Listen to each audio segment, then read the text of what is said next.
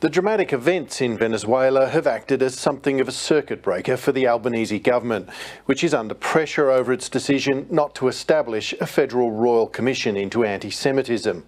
With the events of Bondi still raw, calls for such an inquiry have grown in recent days. Come down off your high horse and stop trying to run for cover. If the Jewish community is calling for a royal commissioner, then do the right thing by this community, and that has suffered enough. Yesterday, Dawn Fraser joined other prominent sports people calling for a full-blown inquiry, echoing similar demands from business leaders and members of the judiciary. Members of the crossbench are also agitating. We clearly need to be looking at anti-Semitism, but I think we need to look more broadly at extremism and the kind of motivations behind these sorts of terror attacks. And I think looking into what we've been warned for many years by intelligence agencies is the biggest threat to Australia, is that is homegrown terrorism. The root of this hatred is radical Islam, and it needs to be addressed. Our social cohesion is fraying. This is not the country that we all know and love. It feels as if it has slipped away, which is why a Commonwealth Royal Commission is so incredibly important. For now, the government is not budging and has already set up an inquiry into whether security agencies missed signs that could have prevented the December 14th killings. It is also committed to assisting a New South Wales Royal Commission. That's been the government's focus on what is urgent and what is immediate. We understand, obviously, that there are a number of Australians who would like to see a Commonwealth Royal Commission. We respect those people. We understand that those calls are coming from a good place.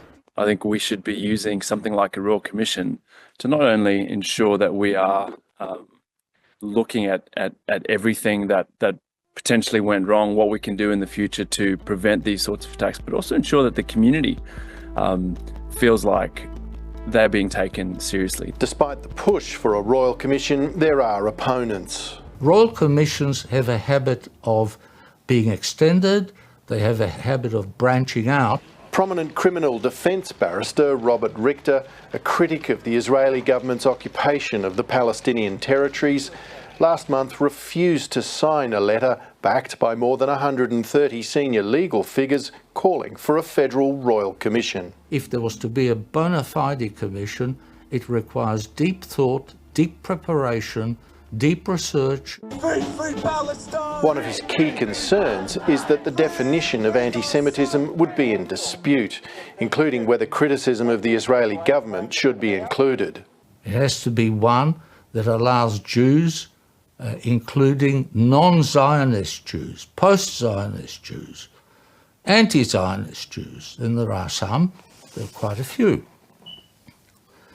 It would have to include those views in order to come to some conclusions about what constitutes anti-Semitism. Royal commissions are invariably framed by political calculations, but calling one into the Bondi attack is still a possibility, even though it's not currently the government's main game. For now, it's working on tougher hate speech laws, which could be taken to an early sitting of Parliament in the second half of January. I was expecting that Parliament would have been recalled by now.